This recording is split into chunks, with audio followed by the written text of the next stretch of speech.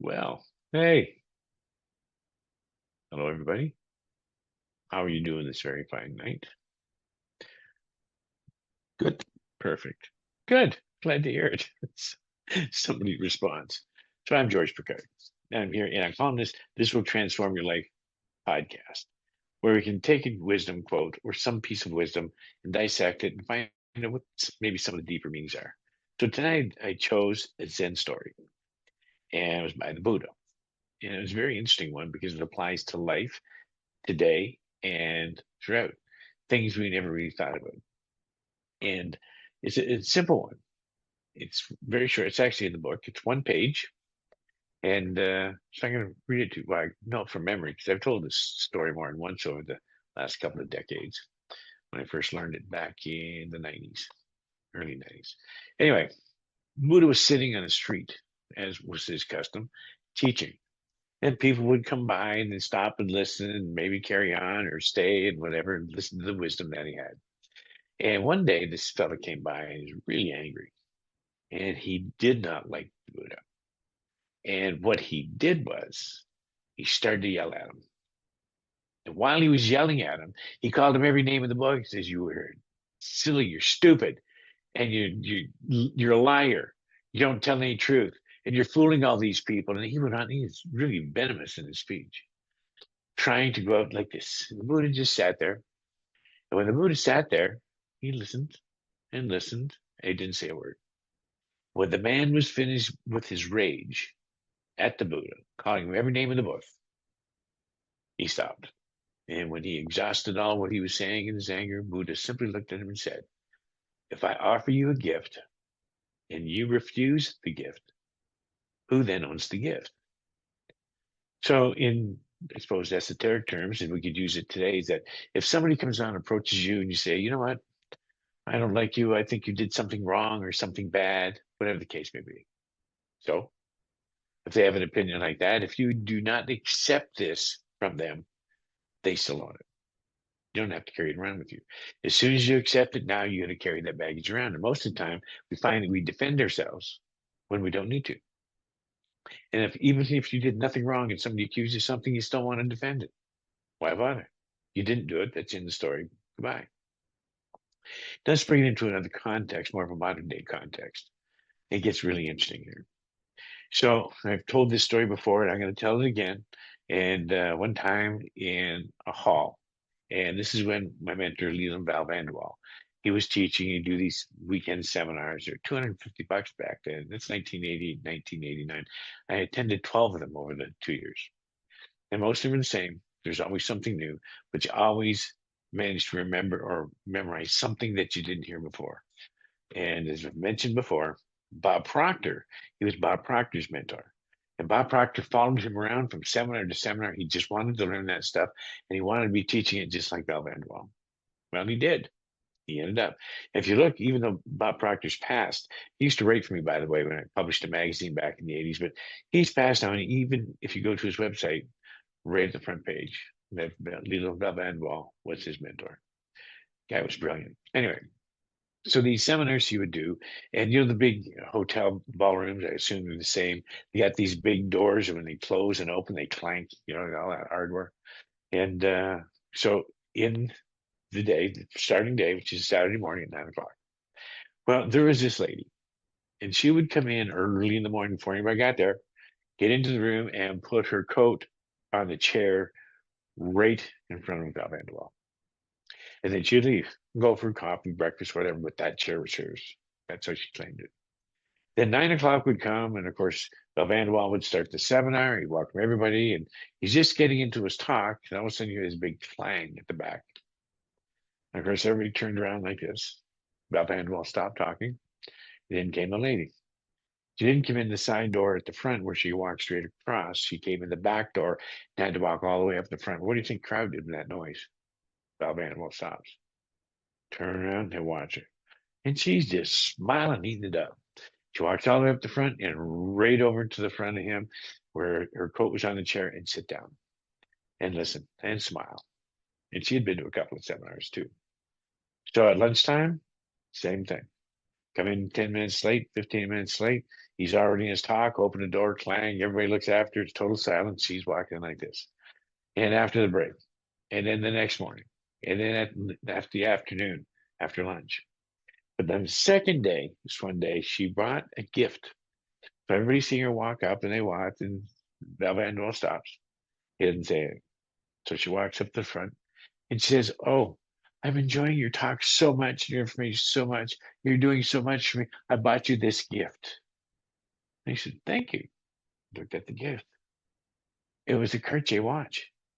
Beautiful. Like really, really nice with gold things on it and whatnot. He says, "This is beautiful." Now, if you knew Val Vanderwall, you knew he had more than one watch. And his stuff wasn't cheap. He liked the good stuff. Anyway, so look at this. "Really? You want to give this to me?" And she says, "Yes, are you sure?" Yes, I'd like you to have it. And then he walked over a couple of seats over, and there was a fellow standing there. He says, "Here, I would like you to have this gift." And she goes, She said, "Wait a minute. Is it my gift or do you still own it? Or is there conditions attached to the gift that you just gave me? That I wear it? That I tell everybody about it? That I show it off and say where I got it from? Is that what you want? Or is it mine? If it's truly mine, you have no attachment to it any longer. Because the love and giving is what it is. The joy of giving a gift. It's not what somebody does with it. It's the joy of giving it. What they do with it is their business. So he said, if I took this watch and stomped it on the floor and smashed it in 1,000 pieces, would it upset you? Well, yes, it's worth a lot of money, but it's my gift. If it's my gift, why should you care? But I bought it. So the attachment to the gift is how I like it. If I really like it, that'll make you feel good. So your ego gave me the gift. You didn't. You give it the gift with all kinds of conditions to it. And even conditions I don't even know about. As long as I do nice things or look at it, then it's okay. And you can walk around smiling. I give Val Vanderwall that watch. It doesn't work that way. So let's make a decision here. Is it my gift or is it still yours? If it has conditions, it's still yours, and you're welcome to have it back. Now she's in a pickle in front of 200 and some people. No, it's yours. Fine, thank you very much, because I really appreciate receiving the gift. And that was the joy. I went back there, I thought, I want you to have this. Now she got the lesson. She got the lesson, but she didn't like it because she was like, howdy mood for the rest of the seminar and even afterwards talking to people. How dare he give that away? I spent a lot of money on this and I spent a lot of time shopping for it. And, I bought that especially just for him. It was a really special gift. And he just gave it away. That cost me several $100s. And on and on and on. She still owned the gift and was mad that he gave it away. Now, let me ask you, this keeps shaking because I keep kicking the table it's on. And it's kind of like a flimsy table. Anyway, so if I ask you a question, it's when you go shopping, whether it's at Christmas time, Hanukkah, whatever the season is, birthdays, it doesn't matter. You go shopping for a gift, what are you looking for? And what's the thought behind the action? Because in all life, whatever you do, don't look at the action, look at the thought behind the action. That'll tell you more. So you go out. It might be your son's birthday. It doesn't matter. There's no judgment here. You go out and you want to buy him a nice gift. I get that. I do that for my own kids. But I look at, he'll really like that. She'll really like that. How's that making you feel? Pretty good. That's not why you buy the gift. You might buy them something that they want, not something necessarily that they need, or not something they necessarily should have at that time. Example, there's 2-year-olds walking around with iPads, iPhones, and all kinds of electronic gadgets. It's not good for their brain. But they want that, so let's give them this. Instead of, I've seen things in a coloring book. I saw a thing today. I think it'd be a good gift, and what they found the science behind it really helps kids, especially those who have ADHD or ADD. And it's a glass that lights up, and you color with these markers, and they glow, and you make all kinds of art pieces. And they have people that generally have kids that have a 10-minute attention span. They're sitting there for 2 hours coloring and making. Then they can wipe it off and make new masterpieces. So that's the difference between giving something that they would need that would be good for them, or something that they want that's going to make you happy.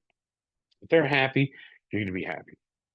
Or I'm going to pick out some jewelry for my wife. That's usually what guys do at Christmas time. 10 minutes or 15 minutes before the store's closed in the jewelry store. Oh, she's really going to like this. And she may like it. She may put it in a jewelry box or whatever. But it's the thought behind the action, the thought behind the gift, the thought behind giving the gift. So again, is it authentic? Is it really from the heart? Is it from the ego? Meaning that she's really going to like this. Oh, she's really going to like this. And that's what makes you feel good, as opposed to something that's practical. And how she feels is up to her, not up to you. And how she feels should matter to you, even if she didn't like it, because it's a gift. You gave it to her. And unless it belongs to you still, it's now hers to do with what she pleases. So you can take this in any kind of gift giving situation, whether it's birthdays or Christmas or any special holidays, and it kind of gives you a different thought about gift giving. And then there's, we look at things like the value. Ooh, this is really expensive. That'd be nice. She'll really like this. Well, we do this all the time. I mean, my halo went on too tight, just to let you know. But we all go through this. And when I read this and thought about this and went deeper on this, it really made sense. If I offer you a gift and you refuse the gift, who then owns the gift? Now it applies. I just extended it to gift giving because that story came to mind. I mean, I was there. I saw it happen. So when I saw that happen, it stuck with me. When I read this Zen wisdom years ago, I connected the two. Now I get it. It's not just about, if somebody's saying you're an idiot. Yeah, okay. So what's your point? Well, you're an idiot. I don't think so. Have a nice day. You refuse the gift, that person's still stuck with it. What's that mean? Gee, I told that guy. Oh, wait till I see him again. Boy, I'm going to give him a piece of my mind. And he's stuck with this gift and it's going on in his head, drives him crazy. And you just walk away, enjoying your day. So, any questions or thoughts? Hi, George. Hi, Janet. Yeah, How are you? I'm good. How are you? Outstanding but improving. Thank you so That much. that was a great topic. I have put a lot of thought into this topic over many years. And Uh-huh. I often think if somebody gives me a gift, I want to know what are the conditions. Oh, yeah. And when I give a See, gift to somebody, that's it. It's a gift gone. It's now out of my hmm life. I let it go. You want to give it away? Give it away. You want to, exactly. do whatever you want with it. It's yours now. It's not mine. Yeah. But I find that a lot of people, they just don't get that Attachment. concept. Yeah. They still attached to it. And And there's I have always to admit that conditions. I am guilty of holding on to things because of that. Like somebody's given me something, it's like, oh, I'd like to give it, or I'd like to give it away. But what if they see it somewhere else, right? Yeah, like I feel an obligation, like, you know what, I really like and appreciate the gift that you gave me, but I'd like to pass it on. I shouldn't Mhm. have to ask their permission to do that. Well, look, you own nothing anyway. Somebody gives you a Right, gift and you got this precious, you don't own it. You're right. a temporary custodian because as soon as you pass across the other side, it belongs to somebody else. And Gone. guess what happened? Now my older brother passed away last September. So we go up to the house and I got the call. It wasn't gonna last the night, so I managed to get up there. It's about 3 hours away. Anyway, Yeah. I got there in time. He's at the hospital, but he's completely out of it. And he's barely breathing. And so I sat there and had my hand on his hand and I talked to him through, you know, my mind because he wasn't, his body was there. I don't believe he was. Anyway, so by the time we're done, we go back to the house and, just have a little beer, so to speak, and some snacks and talk about it. Well, the stuff that I got from my brother, I'm saying, what the hell am I going to do with this? The same thing happened. My brother had stuff from my father when he passed away a long time ago. Pictures of when my father was in his 20s, right? Working for Batter Shoe Company and all these different, what am I going to do with them? And then so it got me thinking. So I've got a whole bunch of stuff. My kids don't want this. So, you can have this as long as you hang on to it and pass it down several generations. That's not going to work. So besides which, why would I care? I'm, I'm not going to be here at some point. What do they do with it? I don't really care. But we start to think, well, I want them to really like it. I want them to remember me by this. I want them to remember me because of that, and so on. That don't play. They don't have to remember me whatsoever. If they do, that's their choice. But it's not good. You know, how can I possibly be offended? It's just stuff. And it might be expensive stuff, but it's just stuff. So I do have a box of stuff here for my brother, my father's stuff and so on. He had a portrait done, a painting done, all framed up with the light on top and everything. He was kind of that way. Anyway, so I had this, and what am I going to do with this? So I've got a um, charcoal picture of him, portrait from 1955. That's what I'm going to do. Anyway, so I give this portrait to a friend of mine who's an artist, and I said, "You can use the frame or you can use the canvas. You can redo it." So anyway, take it and use it. I just took a picture of it. Anyway, you're right about that, Janet. It's time to let go. It's just stuff. The more you have, the more you have to look after, and that's Mhm. always a problem because it's like when you do spring cleaning. It's like, when was the last time you used this? A year ago, gone. When was the last time you used this? Gone. Why did we ever buy this? I don't know. Gone. And just clean it, pass it on because it's going to be somebody else's treasure. If you don't believe me, just go by a garage sale one Saturday morning and see all the people out there buying stuff. The people are throwing out because it's junk and they're buying it because they think it's really cool. And they'll sell it in a garage sale somewhere down the road. That's just how it works. But thanks for the comment. I appreciate that. And I hope that You're welcome. I hope that when people comment on these things, whether it's a wisdom quote or Zen story, it's all about learning something a little deeper, a little wiser, then they might have an opinion and a thought or a question. And it could be a bit of a debate. There's no right, there's no wrong.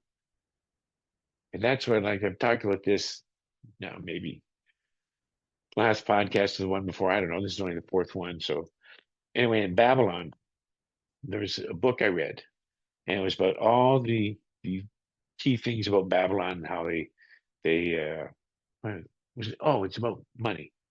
An account. The richest man in Babylon, it was called. It was a good book. But they get the tablets. And what they would do is they carve everything in a clay tablet. They had them in these chambers and so on, and they recovered them some years later. Most of them are still intact. But what they did was a group of them would get together. It's like this. Now, the only difference is instead of being online, we could be in a room. Now we can be having coffee or tea and talking, and somebody says, maybe I'll say, "We're offering you a gift and you refuse the gift, who owns the gift?" And then somebody speaks, "Well, I think you would still own the gift." Or this, and they talk, it goes on until they come to a conclusion. Then they would write all this down and come to the conclusion. But it was a consensus through debate that they found more important information or more information about the thing you're talking about. Who's made of cheese? Well, what kind of cheese? You get the idea. So it's always good to do that because it's learning is an interesting thing because you've learned nothing new until you have a new learned result. That's one of Bal Vanderwal's quotes, which is in the book. So think about that. This information we have, you haven't learned it. You've got it in your mind. You've put it there. It's for safekeeping. Maybe you'll forget about it. Maybe you'll let it drift or nothing. And you go to buy a gift at maybe at Christmas time, and it might come to your mind. And now you got to think, really, what should I get here? I don't know. Let's see. Let me see something that I would like her to have that I think that she would love, and not how much it costs. It doesn't have to be extravagant. And sometimes the small things have more value than the big things. So that this information might come to mind and make you think about, well, what would be the best thing for my child? Just give him what he wants, or to give him something that I think, as a wise parent, that they would enjoy, and it would be some benefit. And I see people. I spoiled my kids.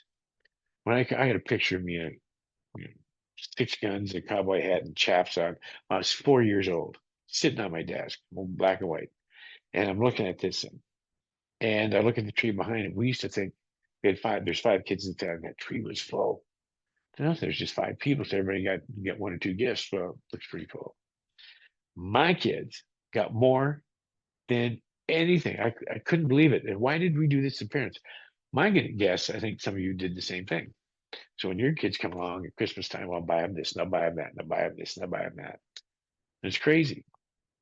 So when it comes to gift giving, you have to have the secret to living is giving. So that's a good thing. But what one time, actually two times, but this one time, very first time, I, I was doing well. I had some money then. So I went to the Salvation Army and they had this Christmas gift, help a family. So I went in and I said, I want a family and their kids. I want to know the age of the kids, the names of the kids, male or female, whatever, and the parents. And I'd like to ask if they have a wish list for Christmas.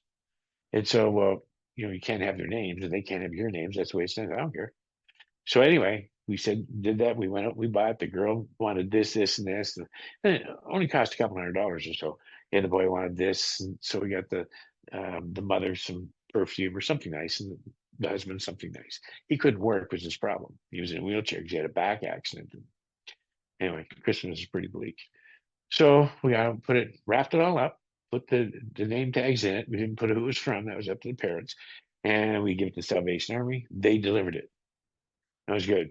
So we felt good about that, and we went about our day. Got a phone call the next day, and it said, "Mr. Picard, I got your name from the Salvation Army. My name is so and so. We're a family that you give this to." And it was so nice. He was in tears, and my kids wanted to thank you. So the little girl comes up, "Thank you," and the boy came up, "And thank you for the present and this that and the other." And that was the best Christmas we ever had. Had nothing to do with what we bought the kids, because the secret to living is giving.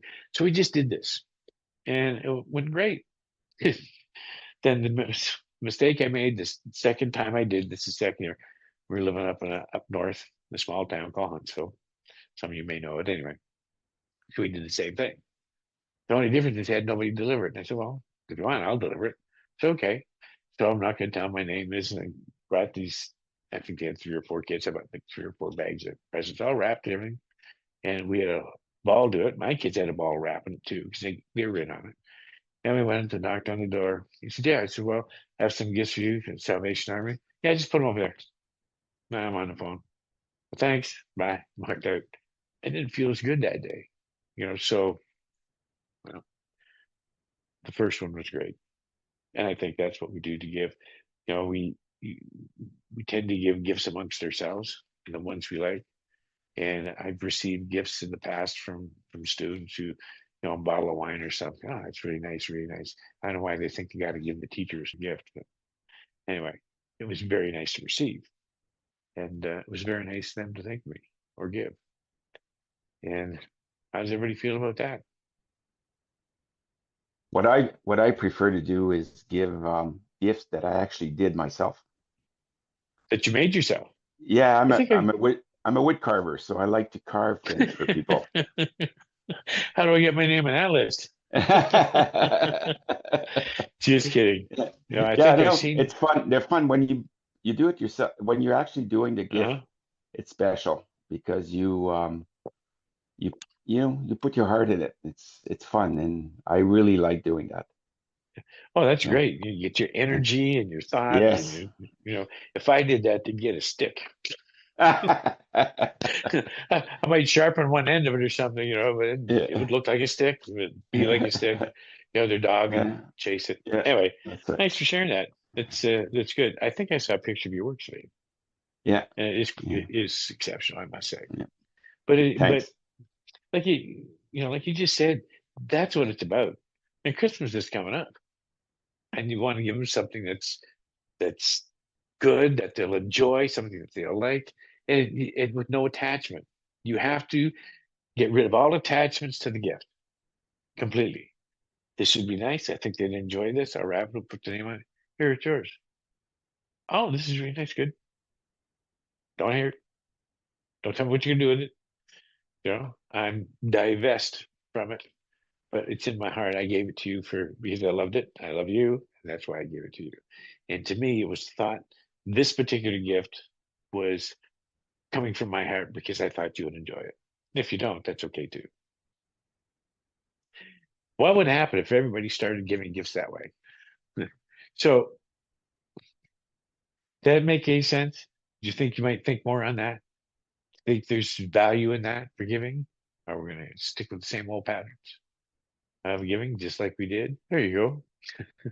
I think the past few years, George, I've taken the easy way out. Yeah. I have Which was? Go ahead. we have a set of grandchildren that we're not around a lot. And as they've aged, we've lost track of what they like and don't like. Mm-hmm. So when Christmas rolls around, I hand them some money and say, "Here, go get what you want." Well, what I've learned, listen, I get 15 grandkids around the country and 6 great grandkids around the country. So you can't go visit them all. So, geez, the Christmas list, I got to put it in the age, I got to remember the names and so on. And so everybody gets a gift card. It used to be $25. That don't buy much this way. So you got to put it to $50. Now you add that all up. Now, what's the point? I'll let them get something that they will like. Because what the hell? They haven't seen Grandpa in a few years. He don't know what I like. So this way they can go shopping and buy something and do it that way. So that's the best thing I do. But I get your point, Byron, because I don't get to see them all. My my latest great granddaughter is now 3 months old. I just got a picture. She's out in Corner Brook, Newfoundland. But it's not something you can go down there for the weekend. So when we go to Newfoundland, probably next year, we'll visit some of the other grandkids, some of the kids that moved down there and grew up down there, and then we'll do that. There was a wedding there a couple of years ago, and my granddaughter was up in. She lives in Fort McMurray, and he works for the oil companies. And they flew down, and they got married down there. They have 2 kids, and I got to see them all, and most of the kids came together. So that's the only time we get to see them. Any other comments? All right. Well, I hope this you got something from this particular podcast. Everyone's a little different, and wisdom is wisdom. And if it makes you think, this is good. If it changes your mind, that's not for me to say. That's for you to decide. That's not meant to change your mind. It's meant to give you something to think about that might transform your life in a better way. And if gift giving and the reason you're giving it and how you're giving it has changed your mind a little bit, more from the heart and less about the ego and giving it, because we all want to feel good when we give a gift, right? But it doesn't really matter. We feel good about giving it. So if that little bit has changed, then that's a good thing. I'm happy to do that. So if there's no more questions then or comments, I guess we'll end this podcast. If you like the podcast, tell your friends. If you did not like this podcast, remember silence is golden. So we have a few people on this. I'm enjoying this. I hope you are too. And Hey, this is George, going to be up, sir. I have a comment. Please. Nice looking shirt, brother. You look Oh, sharp. You look sharp. wow, Clothes this is make a the man. podcast. Well, let me stand up a little straighter and adjust this short. Thank you. It's funny because most of the time I'm wearing t-shirts or sweaters, and they have collars and so on, and golf shirts. And then the first podcast we did, I bought a shirt the previous year, and I never wore it, and it's still nice and crisp in the closet. Well, I'm gonna put this on. I got something to wear, so I put that, and I had another shirt. Went and bought 2 more shirts, and geez, now I'm wearing shirts. So, but I have to rotate them. So I don't you see in the shoot again for at least another 2 months if you're coming on. But thanks for the comment. And you're right, I am a handsome fella. You can have a little fun with this too. So I'm going to tell you this. Might as well tell you a joke while I'm here, right? So I'll leave you in a smiling place. So this fella and his wife just get into bed, and she's really tired. She had a long day. She turns on, she starts falling asleep. And just as she's about to go under, he hits her with the elbow. He says, honey, what is it, dear? He said, well, if I died, would you marry again? She said, well, would you want me to marry again? Well, yeah, I guess I'd be dead. It wouldn't matter. You should be happy. It's okay. Just go to sleep. So she starts dozing off again. Honey, what is it? I said, well, would he get my car? you that car. I love that car. I've had that car for a long time. I wash everything. Do you want him to have the car? Well, I guess it wouldn't matter. I'd be dead and gone. I want you to be happy, and it's okay. She's just about to go into a deep sleep one more time. Yells with the elbow. Honey, what is it, dear? Said, well, would he get my new set of golf clubs? He said, no, he's left-handed. By the way, I'll tell you where I got that joke. Leland Bell Vanderwall, he said it in one of the seminars he did, and I never forgot it. Anyway, having said all that, I've enjoyed doing this with you. Thank you for coming. I look forward to seeing you again. You can go online and see there's 3 previous ones now, and this will be a 4th on YouTube. And right now it's for membership or people who have the link that can go there. We haven't made it live yet because I'm still learning my chops. I've not done a podcast before. So I figured let's take 4, 5, 6 podcasts just to get my stride. So thanks for coming. And with that, I'm going to say goodnight to everybody. And hopefully we'll see you on the where is it? Yes, on YouTube. Thanks so much. It was good, George. Thank you. Thanks, James. I'm glad you came again. We had a lovely discussion last time, and this brought some comments, good ones.